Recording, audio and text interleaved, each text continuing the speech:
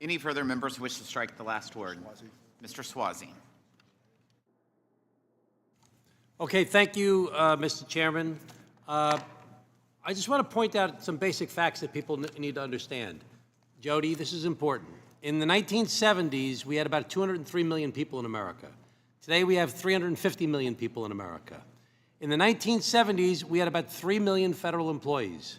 In the 1980s, we had 3.3 million federal employees. In the 1990s, we had 3.4 million federal employees. In 2020, we had 3 million, same as it was in 1970. And so we have about the same number of employees in the federal government today as we had back in the 1970s, even though the population has increased from about 203 million to 350 million people. And we've hired a lot more outside contractors than ever before.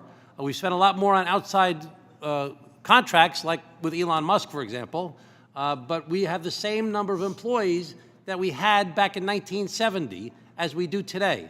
Now, I don't have back to 1970, but in the Social Security Department, you talked about how your phone call took a long time today. Well, who's in charge right now? Because on the day the Biden administration left, they had gotten it down to a record low response time of 12 minutes to respond to a call, which even 12 minutes to me seems like too much, but that was a record low for what it was. Today, it's going through the roof. And if you look at the number of employees in the Social Security Department, in 1999, there were 59,000 employees.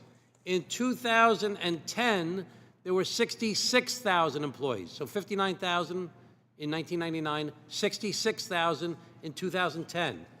At the end of the Biden administration, there were 56,000 employees, less than it was in 1999, 3,000 less than it was in 1999, and now we're talking about taking it down by another 10,000. Well, no wonder everybody's going to complain that things are broken and it's not working well, because we're trying to take it down. Now, when I was the county executive of Nassau County, we was rated the worst run county in America before I got there, I want to point out. But we went from 8,500 employees down to about 7,000 employees.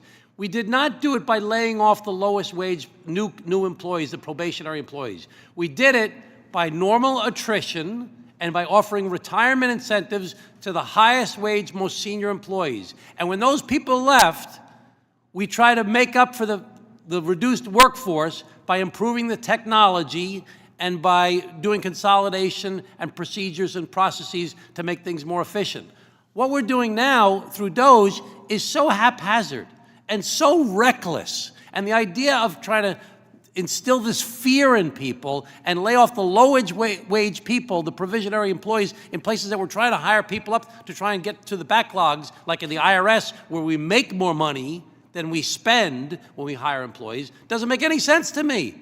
It's just bad management, and it's just scaring the hell out of everybody in the process. And there's going to be a price to pay politically for people, because most of the federal employees live in Republican districts and in Democratic districts, but we'll see that as time goes on. All the stuff we're going to see. You say, we're not going to cut Social Security, we're not going to cut Medicaid, we're not going to cut Medicare. Well, we're going to find out in the next 6 months or so what people are really up to. Then we'll really know what it is. And it's not about instilling fear or not instilling fear. We're going to find out what it is as time goes on. Right now, we're concerned that what DOGE is doing is reckless and irresponsible. Do we need to get rid of waste, fraud, and abuse? Yes. Do we need to make things more efficient? Yes. Do we need better technology? Yes. Do we need better procedures and processes? Yes. But the way that they're doing it right now, and I've given the examples before, laying off the people in the nuclear stockpile, laying off the people that oversee avian flu, laying off the people that oversee measles, doesn't make any sense to me. Mr. Chairman, thank you very much. I want to yield my remaining minute to Chairman Neal. My friend from